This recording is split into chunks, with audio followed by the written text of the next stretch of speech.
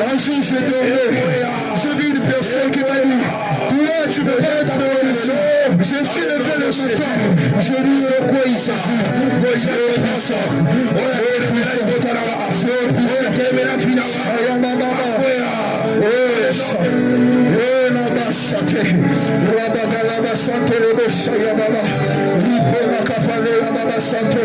Au nom de Jésus, au nom de Jésus.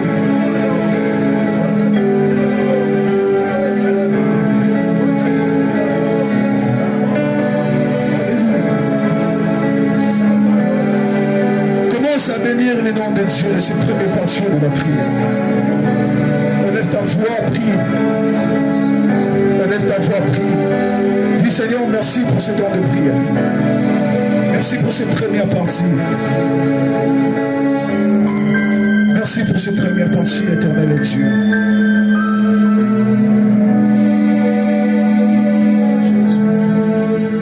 Merci le roi de gloire. Est-ce qu'on peut appeler un peu le Seigneur? Dispose ton cœur devant Dieu. Alléluia, alléluia, Jésus. Gloire à l'Éternel, gloire à l'Éternel. Merci parce que tu as prié. Mais reste debout avec nous, nous allons adorer Dieu. Nous allons élever le nom du Seigneur Jésus-Christ, lui qui est le maître de temps et de circonstances. Alléluia, alléluia, alléluia, alléluia, alléluia. Alléluia, Jésus, Jésus, commence à élever ta voix, commence à dire à Dieu, me voici devant ta face, devant toi Seigneur, me voici. Dans ta présence, me voici. Alléluia, Jésus.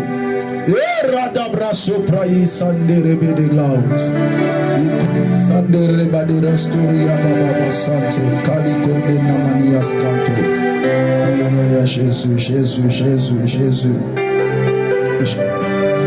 Jésus, Jésus, Jésus, Jésus, Jésus, Jésus, Jésus, Jésus, Jésus. Alléluia. Alléluia, Jésus. Jésus, Jésus. Je veux te voir dans la profondeur, dans la présence de Dieu. La gloire de Dieu est là. Tu dis, Dieu tout-puissant. Quand mon cœur considère que l'univers créé par ton pouvoir, oh Saint-Nazir, les éclairs éternels, le clair matin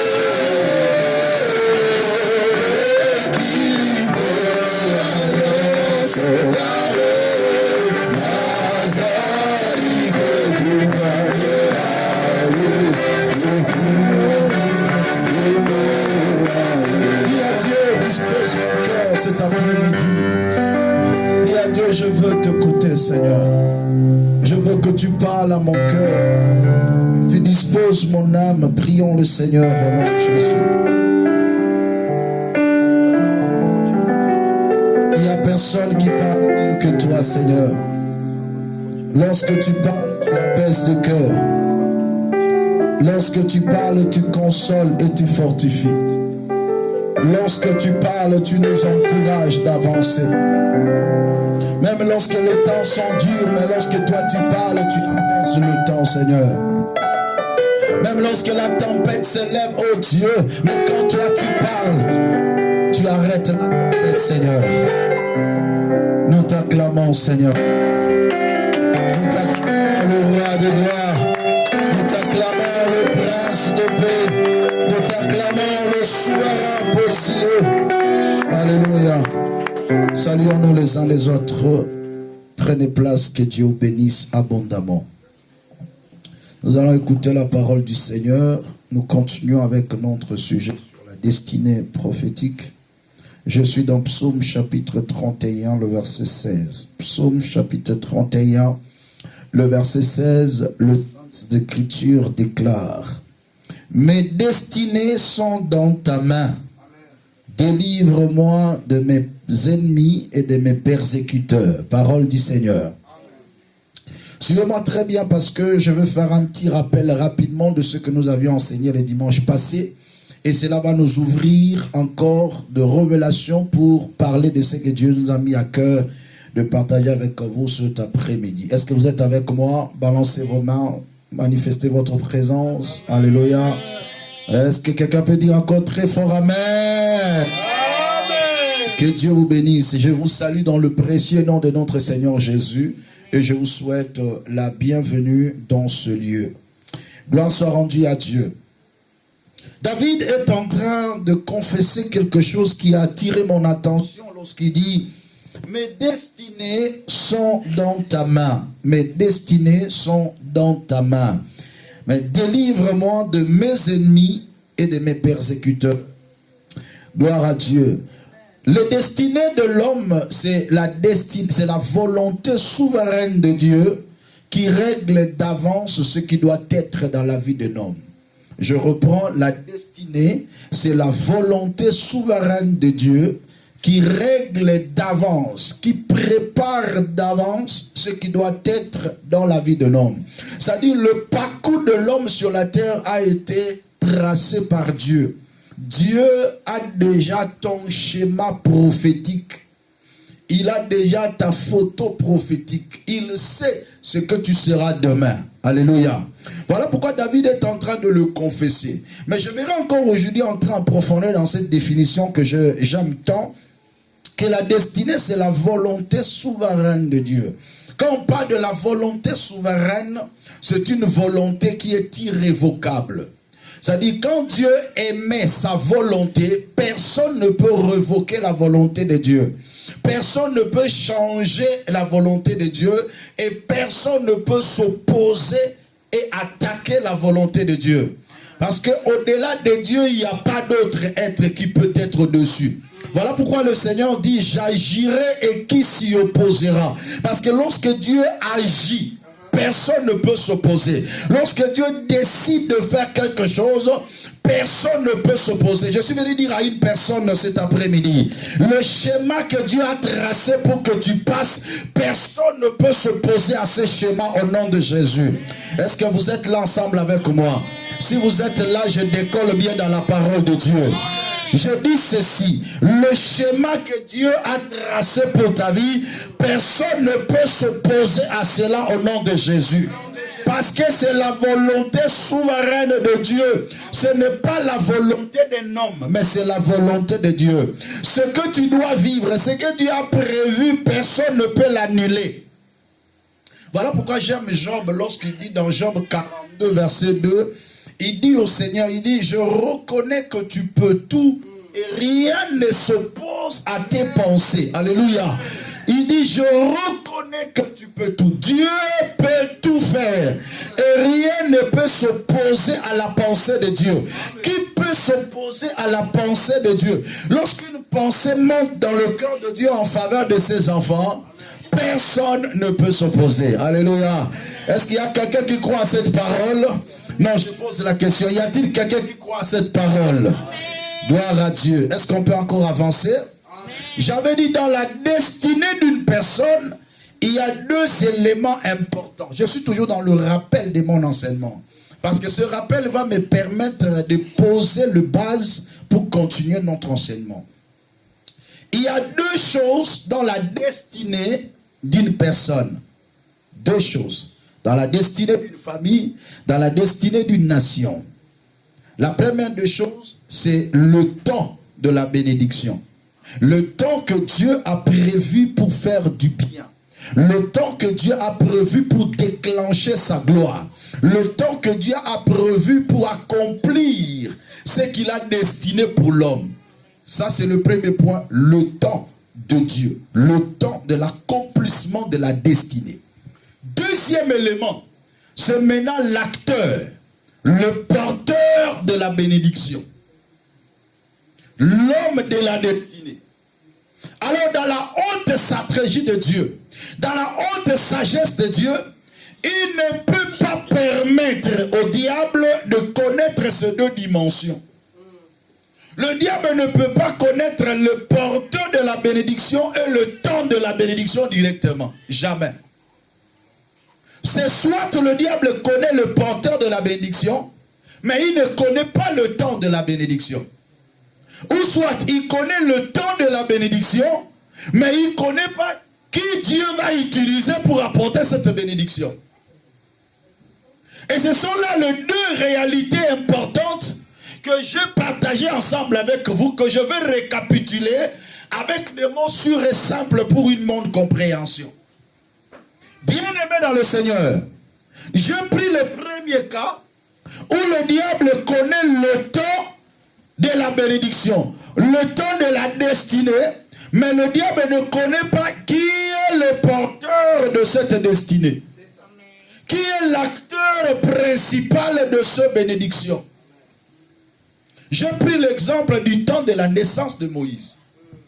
Dieu avait donné une prophétie, avait fait l'alliance avec Abraham, en disant que ta descendance ira dans un pays qui ne sera pas le leur. Ils y seront asservis pendant 400 ans. Mais après, ils sortiront de là. Pour que je les ramène dans ce beau et vaste pays, un pays où coule le lait et le miel. Alléluia. Dieu a donné la prophétie à Abraham. La descendance d'Abraham est allée en captivité en Égypte. Mais il a fallu que la destinée que Dieu a prévue s'accomplisse. C'était quoi cette destinée? Ramener ce peuple en Canaan. Qui a dit Amen? Mais cependant, ce peuple se trouve dans l'esclavage. Il a fallu un porteur de la bénédiction, un libérateur qui devait les délivrer de là pour les amener à Canaan. Et ce moment-là, de la naissance du libérateur, que le diable s'élève. C'était pendant le temps de la naissance de Moïse. La Bible déclare, il s'éleva en Égypte un nouveau roi qui n'a point connu Joseph. Il ordonna qu'on puisse tuer tous les premiers et tous les enfants mâles qui naissaient en Israël. Or que c'était le temps où les libérateurs devaient naître. Au moment où Moïse devait naître, c'est le moment où le diable entre en Pharaon pour tuer tous les enfants. Donc le diable a connu le temps de la bénédiction, le temps de la naissance du libérateur, mais il n'a pas connu qui est vraiment ce libérateur. Est-ce que quelqu'un est en train de comprendre? Et dans ce cas-là, lorsque le diable connaît le temps, mais il ne connaît pas le libérateur, qu'est-ce que le diable fait comme stratégie? Il va combattre tout le monde. Parce qu'il ne sait pas. Il applique le principe de Jésus. Est-ce que quelqu'un est en train de comprendre? Pourquoi? Parce qu'il ne sait pas qui est vraiment le porteur de la bénédiction. Cela peut arriver dans une famille où le diable sait que non, en ce temps ici, Dieu veut visiter cette famille. Mais il ne sait pas, il passera par qui. Alors comme il ne sait pas, il va combattre tous les membres de famille. Vous allez sentir le désordre qui entre dans la famille. Tout le monde est perturbé. Tout le monde devient compliqué. Les choses se compliquent. Le diable sait que non. Il y a un moment de bénédiction qui a sonné. Mais je ne sais pas qui est ce porteur de la bénédiction. Alors je vais attaquer tout le monde. Il a ordonné, tuez-moi tous les enfants mâles qui naissent en ce temps ici. Mais pendant que le diable est en train de multiplier des stratégies, Dieu aussi de son côté est en train de multiplier des stratégies. Qui a dit Amen? Qui a dit Amen? Et Dieu dans sa haute sagesse, il prend Moïse, il le cache dans la maison de Pharaon. Alléluia.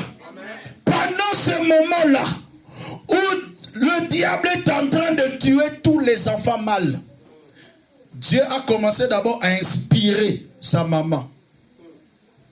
La Bible déclare, elle vit que l'enfant était beau, mais elle ne craignit pas l'ordre du roi. Elle garda son enfant. Dieu entre en jeu.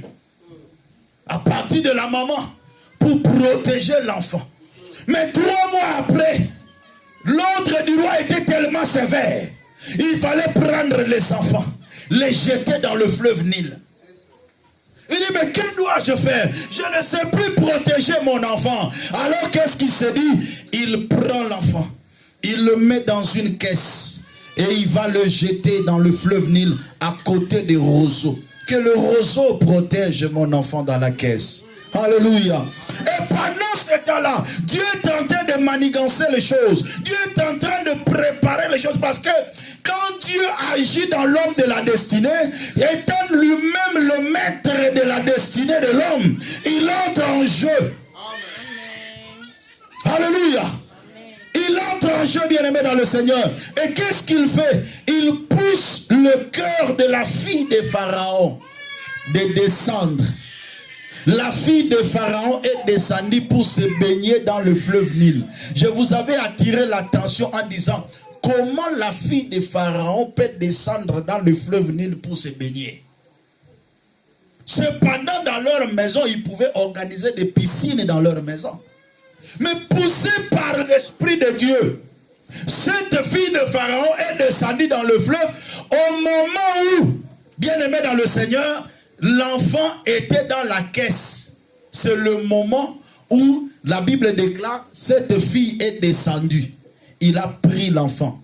Mais la Bible déclare, il a su que c'était la fille, le fils des Hébreux. Est-ce que quelqu'un est en train de comprendre? Il dit, mais c'est le fils des Hébreux. Il pouvait prendre cet enfant, le basculer directement dans le fleuve.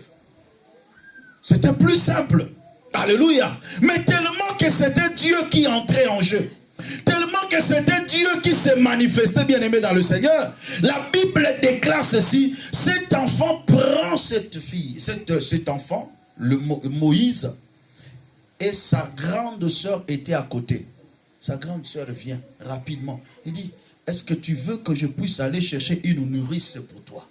Je dis, bon, c'est une bonne idée. Elle est allée prendre sa maman. Et la fille de Pharaon lui dit, prends cet enfant, nourris-la, allaite-la, je te payerai un salaire. Et la Bible déclare que l'enfant a grandi jusqu'à ce que la maman est allée le remettre à la fille de Pharaon. Et la fille de Pharaon a pris cet enfant comme son fils. Pendant que le diable ne sait pas qui est le porteur de la bénédiction, pendant qu'il tue tous les enfants, mais Dieu a pris Moïse. Il l'a caché dans la maison de Pharaon. Qui a dit Amen? Bien-aimé, Dieu réserve toujours des stratégies dans la vie de ses élus, dans la vie de ses enfants, pour que le diable ne les détruise pas complètement. Ta vie peut être combattue et abattue, mais Dieu préparera aussi un moyen pour que tu puisses sortir. Qui a dit Amen?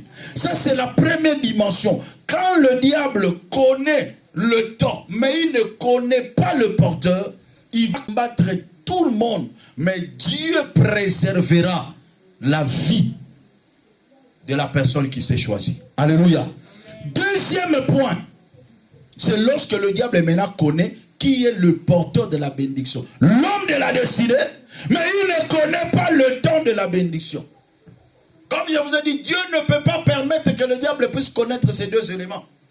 Soit il connaît le porteur, mais il ne connaît pas le temps. Prenons le cas de Joseph. Dans ce cas de Joseph, le diable connaissait Joseph comme étant le porteur de la bénédiction. Mais il ne connaissait pas quel temps que Dieu va agir. Il y a des moments que Dieu connaît que tu es un homme qui sera béni. Qu'est-ce que le diable va faire? Il va s'acharner tellement sur ta vie. Si vous regardez la vie de Joseph, une fille malheureuse, trahie par ses frères, vendue par ses frères, devenue esclave. On l'a cherché dans l'impudicité, dans l'adultère. Il a refusé. On l'a mis dans la prison. Une fille misérable, mais Dieu était avec lui. Alléluia. C'est ce que je vais beaucoup plus révéler aujourd'hui. Aujourd'hui, je vais plus me baser sur ce point-là. L'homme de la destinée, le diable connaît vraiment que c'est lui.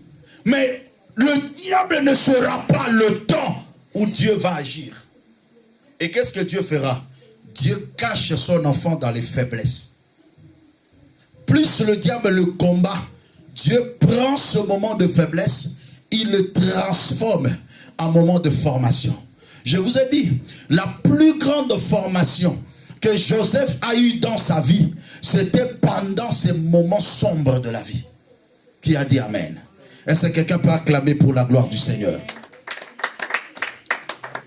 Alors, on va prendre les Saintes Écritures. Je vais avancer aujourd'hui par la grâce du Seigneur. Je prends Osée. Osée chapitre 2, le verset 19.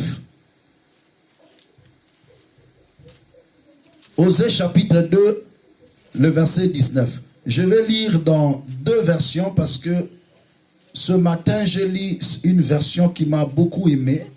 J'avais beaucoup apprécié. Il y a vraiment des termes très bien. Je prends d'abord Louis II. Osée chapitre 2, verset 16 jusqu'au verset 19. Osée chapitre 2, verset 16 à 19. La Bible déclare ce qui suit. C'est pourquoi, voici, je veux l'attirer et la conduire au désert. Et je parlerai à son cœur. Là, je lui donnerai ses vignes et la vallée d'Accord, comme une porte d'espérance. Et là, elle chantera comme au temps de sa jeunesse, et comme au jour où elle remonta du pays d'Égypte. En ce jour-là, dit l'Éternel, tu m'appelleras mon mari, et tu ne m'appelleras plus mon maître. J'ôterai de ta bouche le nom de Baal, afin qu'on le mentionne plus par leur nom. C'est la parole du Seigneur. Je lis ce verset, je vais expliquer quelques termes, mais après je veux revenir pour finaliser ici. Suivez-moi très bien. Je vais prendre l'autre version. Osée. Osée chapitre 2, le verset 16. Dans une autre version de français courant, la Bible déclare ce qui suit. C'est pourquoi je vais la séduire et la conduire au désert, et je parlerai à son cœur. Là, je lui donnerai ses vignes, et je ferai de la vallée d'Accord une porte d'espérance. Là, elle chantera comme à l'époque de sa jeunesse, comme le jour où elle est sortie de l'Égypte. Ce jour-là, déclare l'Éternel, tu m'appelleras mon mari, et tu m'appelleras plus mon maître. J'enlèverai de sa bouche le nom de Baal, si bien qu'on ne se souviendra même plus de leur nom. Parole du Seigneur. Bien-aimé dans le Seigneur, lorsque Dieu a voulu maintenant libérer son peuple de l'Égypte afin d'accomplir la promesse qu'il avait faite d'Abraham, que ta descendance ira dans un pays qui ne sera pas le leur, mais après 400 ans, ils reviendront en ce lieu, car l'iniquité des Amoréens ne sont pas leur comble. Mais Dieu devait prendre son peuple de l'Égypte vers la terre promise. La Bible déclare qu'il y avait un chemin court où il devait faire que 3 journées de marche, le chemin des Philistins. Donc, quitter l'Égypte pour aller à Canaan, il n'y avait que 3 journées de marche seulement à faire. Mais l'Éternel dit non, non, non, non. Si ce peuple ne fait que 3 journées de marche, arriver à Canaan, ils vont se repentir dans le chemin. Et parfois, ils ne vont même pas me reconnaître comme étant le Dieu véritable dans leur vie. Parce qu'il y a certaines réussites faciles qui ne nous amènent pas tellement dans la profondeur de Dieu. Qui a dit Amen à ces choses? Aujourd'hui, je vais parler sur les moments sombres et la destinée d'une personne. Pourquoi dans la destinée, l'Éternel implique des moments sombres dans la vie d'une personne? Il arrive parfois dans ta vie, tu as reçu des promesses venant de la part de Dieu, mais sur le chemin de cet accomplissement, tu rencontres des moments sombres. Tu rencontres des moments très durs et très difficiles. L'objectif de mon enseignement, bien-aimé, c'est de vous amener à comprendre pourquoi l'Éternel insère des moments sombres dans le parcours de la destinée d'une personne. Qui a dit amen à ces choses? Amen. Je vais lire Exode chapitre 3. Je vais commencer par là. Exode chapitre 3. Je lis à partir du 16e verset jusqu'au verset 22. Exode chapitre 3, le verset 16 jusqu'au verset 22. Que dit le Saintes Écritures? La Bible déclare ce qui suit. Va, rassemble les enfants, les anciens d'Israël, et dis-leur, l'Éternel, le Dieu de vos pères, m'est apparu, le Dieu d'Abraham, d'Isaac et de Jacob. Il a dit, je vous ai vu, et j'ai vu ce qu'on vous fait en Égypte.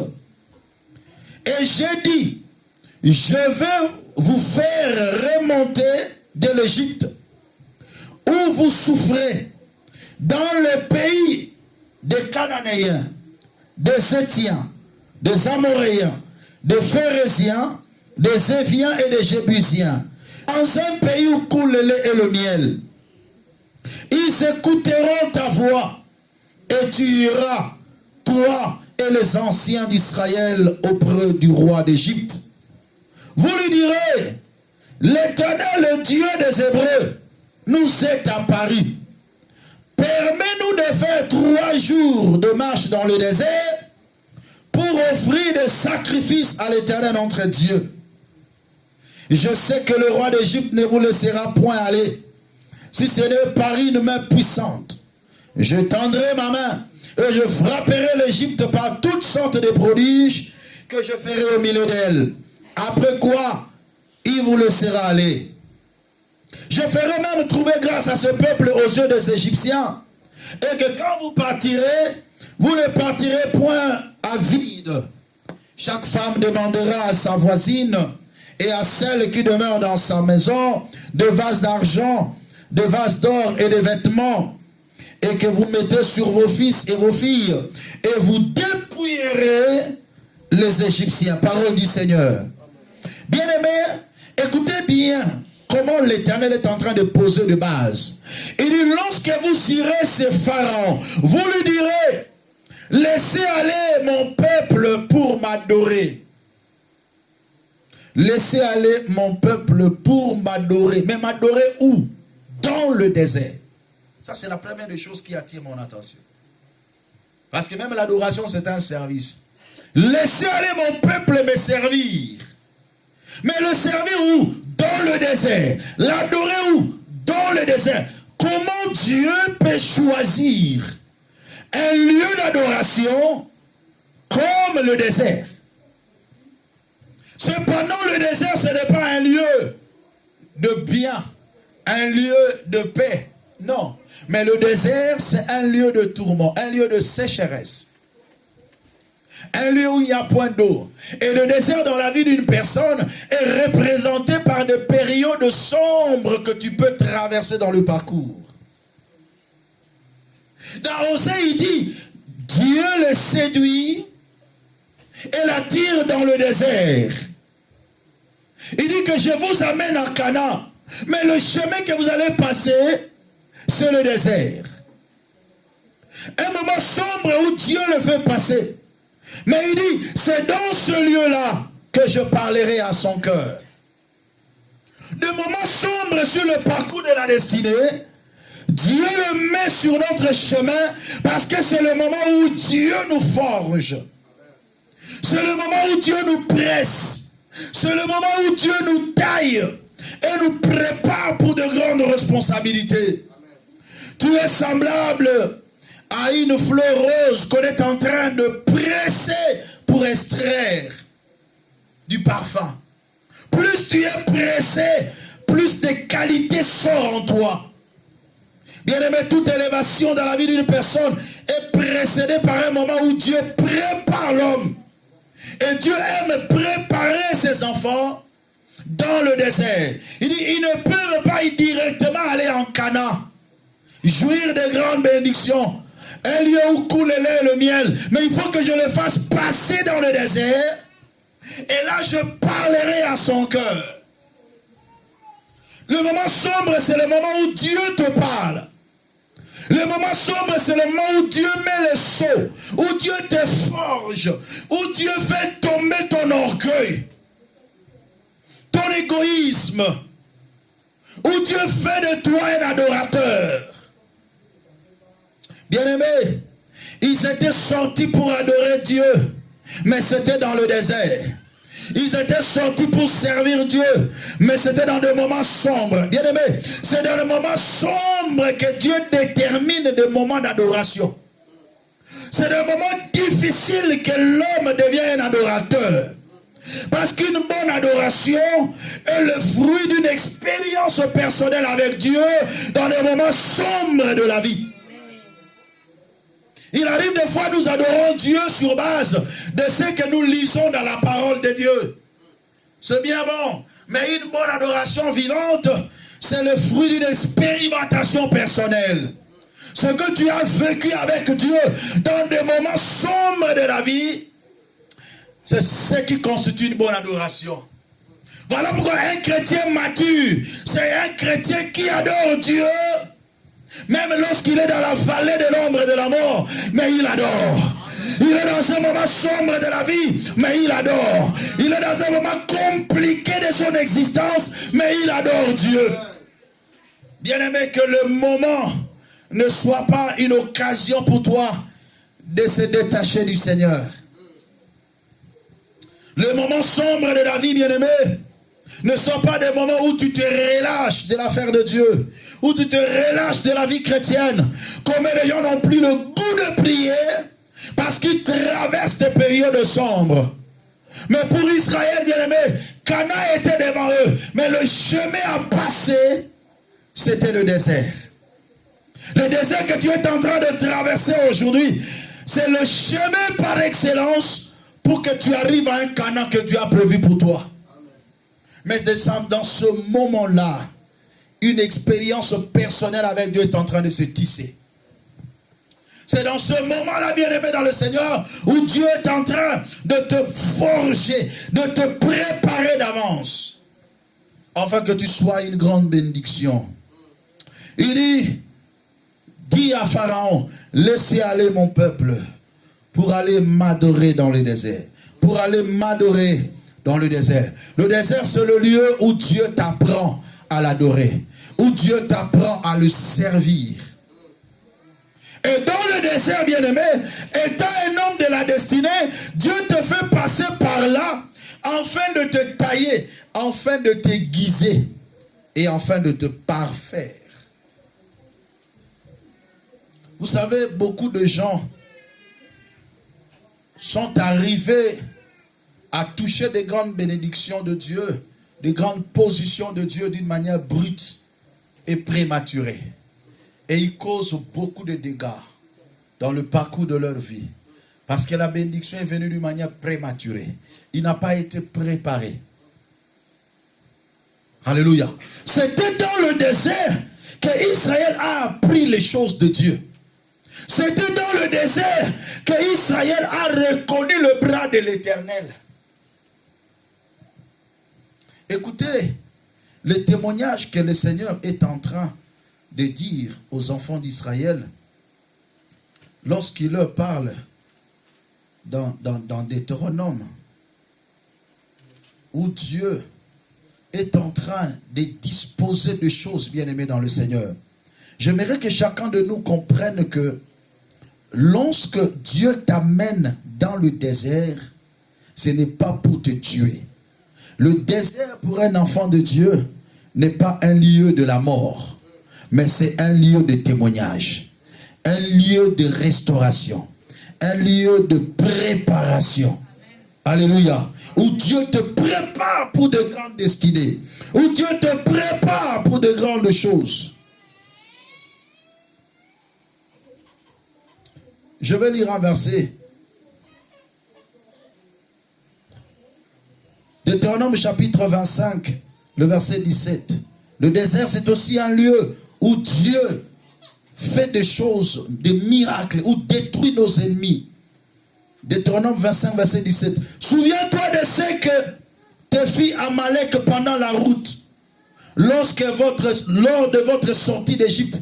Comment il te rencontra dans le chemin et sans aucune crainte de Dieu tomba sur toi par derrière, sur tous ceux qui se traînaient, le dernier pendant que tu étais las et épuisé toi-même.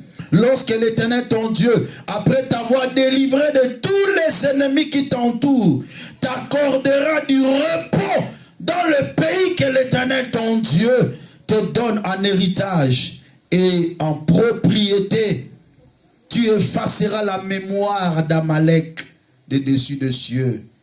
Ne l'oublie point. Alléluia.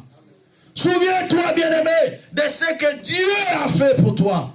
Dieu est en train de rappeler à Israël le parcours que vous avez fait dans le désert. Malgré que vous étiez dans le désert, mais je vous ai défendu.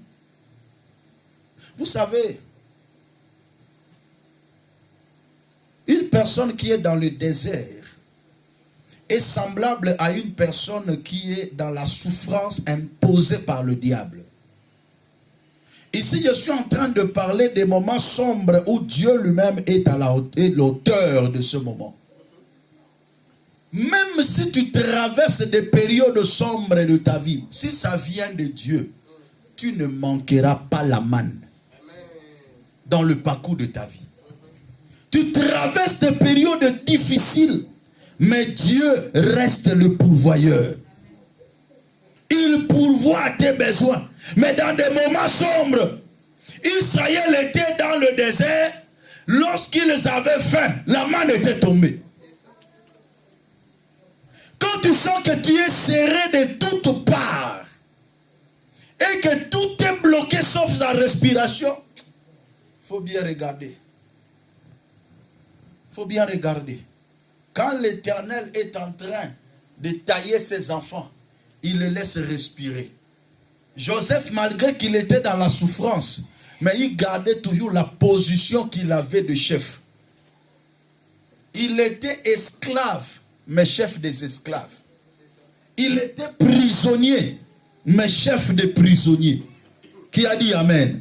Donc dans la vie, lorsque Dieu t'amène dans les épreuves, il garde au moins ta dignité, ta position. Mais dans des moments sombres, quand l'ennemi s'élèveront contre toi, dans ces moments sombres, il sera là comme ton défenseur. Il a parlé à Israël, il dit, je vous ai défendu, j'étais avec vous. Quand les Amalek vous ont serré de toutes parts, j'ai combattu à votre faveur. Je prie le Seigneur que l'Éternel combatte en ta faveur. Dans des moments sombres de ta vie, que Dieu ne t'abandonne pas. Dans les moments difficiles de ta vie, ce soit des moments d'adoration, ce soit des moments de louange, ce soit des moments de l'expérience personnelle.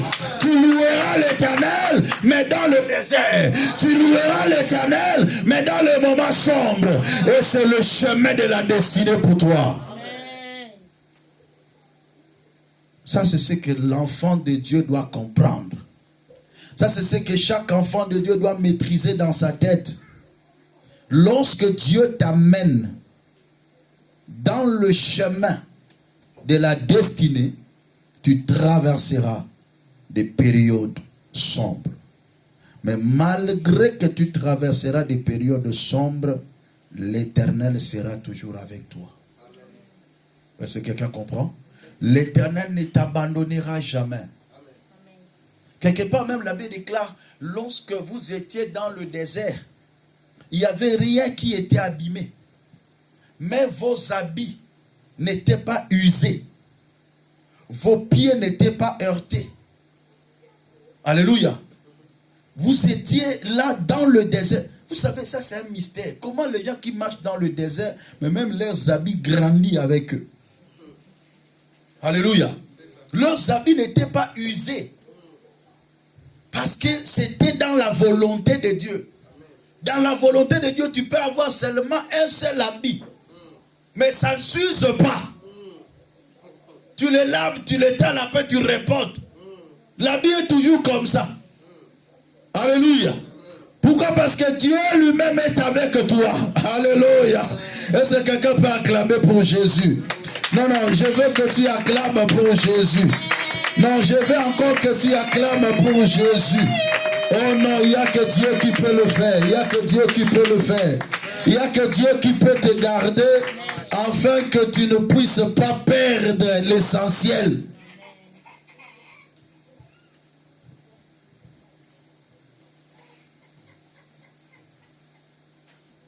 Alléluia. Je veux terminer. Je retourne maintenant à Osée.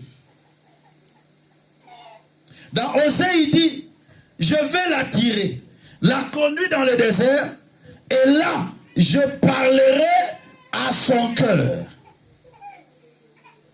Et là, je lui donnerai ses vignes, et je ferai de la vallée d'Achor une porte d'espérance. Comment Dieu dit, je vais la séduire, la conduire au désert, et là, je parlerai à son cœur. Et là, je lui donnerai ses vignes. Donc, c'est-à-dire, dans des moments sombres où Dieu te fait traverser, c'est le moment où Dieu prépare ta bénédiction. Parce que pendant que Israël était dans le désert, Canaan était déjà prêt. Est-ce que quelqu'un comprend bien? Canaan était déjà prêt, mais eux, ils étaient dans le désert. Je suis venu dire à une personne, ta bénédiction a été déjà préparée par le Seigneur. Pendant que tu souffres aujourd'hui, mais il y a une bénédiction que Dieu a préparée pour toi. Tu es en train de marcher vers cette bénédiction. Voilà pourquoi la Bible déclare, écris la prophétie, grave-la sur des tables, lis-la couramment, car c'est une prophétie dont le temps est déjà fixé. Elle marche vers son terme. Toi, tu marches avec ta prophétie. La prophétie n'est pas stagnante. La prophétie est évolutive. Voilà pourquoi David pourrait dire, lorsque je marcherai dans la vallée de l'ombre et de la mort, je ne crains aucun mal, car tu es avec moi. Je suis venu dire à quelqu'un, le désert n'est pas une demeure. Le désert, c'est une traversée. Il y a un Canaan qui est déjà préparé pour toi. Il y a une bénédiction qui est préparée pour toi. Le moment sombre d'aujourd'hui, c'est le moment où Dieu est en train de te donner des expériences d'adoration. Alléluia, alléluia, alléluia, alléluia, alléluia, alléluia, alléluia. Il dit, quand je marcherai dans la vallée de l'ombre et de la mort, je ne crains aucun mal. Ah, il a dit quelque chose. Car tu es avec moi. Donc, lorsque on est un homme de la destinée et qu'on traverse des périodes sombres, on ne le traverse pas seul. Dieu est avec toi. Est-ce que tu peux dire à ton frère que Dieu est avec toi? Malgré des périodes sombres, tu n'es pas seul. Alléluia. Malgré les périodes difficiles, tu n'es pas seul. Dieu est avec toi. Voilà pourquoi dans le cantique, il est écrit, qui est celle qui monte du désert, appuyée sur son bien-aimé. Il y a toujours un bien-aimé qui fait un parcours avec toi. Il y a toujours un bien-aimé qui ne t'abandonnera jamais. Il dit, je ne te délaisserai point. Mais il y a un Canaan qui est déjà préparé pour toi. Alors, le moment sombre dans la vie de la destinée, ce n'est pas pour te détruire. Il dit, c'est pourquoi, et là je lui donnerai ses vignes, et je ferai de la vallée d'Achor une porte d'espérance. Donc le chemin difficile, c'est la porte de l'espérance. Le chemin dur que Dieu te fait traverser, c'est la porte d'espérance. Le désert dans ta vie, bien-aimé, c'est la porte de l'espérance. Lorsque je vois les périodes sombres, je me rassure et je dis, c'est la porte de l'espérance. La vallée d'Achor. Il dit, je ferai de la vallée d'Achor une porte de l'espérance. Et là, elle chantera comme à l'époque de sa jeunesse. Comme le jour où elle est sortie de l'Égypte. Ce jour-là, déclare l'Éternel, tu m'appelleras mon mari. Tu m'appelleras mon mari. Et tu ne m'appelleras plus maître. Lorsque Dieu accomplit une destinée dans la vie d'une personne, il le fait entrer dans son intimité. Je prie l'Éternel que Dieu te fasse entrer dans son intimité. Bien-aimé, lorsque quelqu'un quitte l'étape d'appeler Dieu mon maître, mais il appelle maintenant mon mari. Alléluia. On entre maintenant dans l'intimité. On change de camp. Et je vais vous parler, bien-aimé, lorsque l'homme s'avance devant Dieu et il appelle mon mari, donc il devient au niveau de l'épouse. C'est la haute dimension de protection. C'est la haute dimension de gardien. On ne peut mieux garder que sa femme. Alléluia. C'est ce que je vais parler le dimanche prochain. Lorsqu'on quitte le niveau d'être disciple et on devient épouse. Lorsqu'on quitte le niveau d'appeler le Seigneur mon maître, mais on l'appelle mon mari. Il dit, tu m'appelleras mon mari, mais tu ne m'appelleras plus mon maître. Lorsque quelqu'un atteint le niveau de la destinée que Dieu a prévu pour lui, Dieu lui fait entrer dans son intimité. Amen. Et à ce niveau-là, tu deviens intouchable. Tu deviens impénétrable. Tu deviens infaillible. Tu deviens invincible. Alléluia. Alléluia. Il dit, j'enlèverai de ta bouche le nom de Baal. Si bien qu'on ne se souviendra même plus de leur nom. On ne se souviendra plus du nom de tes ennemis. On ne se souviendra plus des divinités qui t'ont combattu. Tu te souviendras plus de célibat. Tu te souviendras plus de la stérilité. Tu te souviendras plus de la pauvreté. Tu te souviendras plus de la maladie. Car l'Éternel va enlever ces noms-là de ta bouche. L'Éternel va enlever ces noms-là de ta bouche. Je dis l'Éternel va enlever ces noms-là de ta bouche. Je prophétise encore. Le nom pauvreté sera ôté de ta bouche. Le nom maladie sera ôté de ta bouche. Le nom malédiction sera ôté de ta bouche. Le nom irrégulier sera ôté de ta bouche. Il y aura maintenant un nom nouveau qui sortira. Déterminé dans la bouche de l'Éternel. Car Dieu te fait entrer dans son intimité. Tu l'appelleras plus mon maître, mais tu l'appelleras mon mari.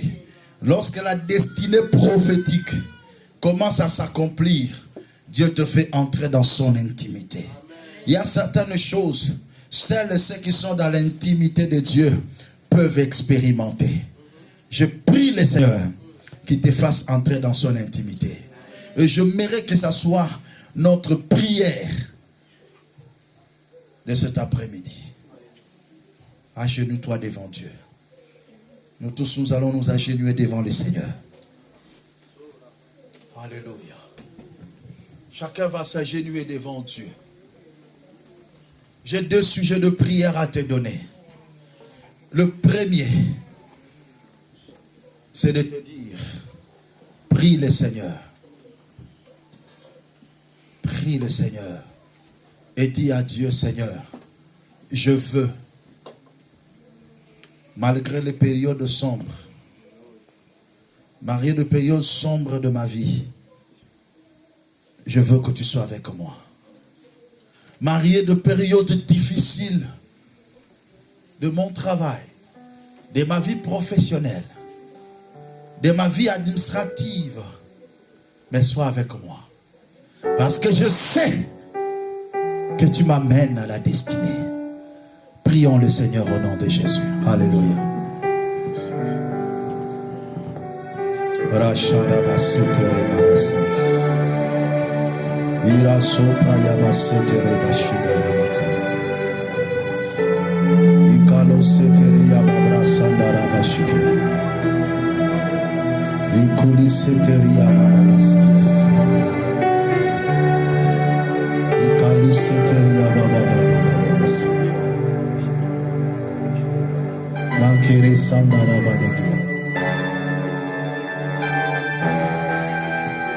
Ikala seteria baba baba sopra yamash. Ikala seteria baba baba sopra yamasant. Ikala sumalere saria baba baba so. Shakare yabra sopra yamanage. Ne m'abandonne pas, Seigneur. Même dans les moments sombres de la vie, Jésus, ne m'abandonne pas, Seigneur.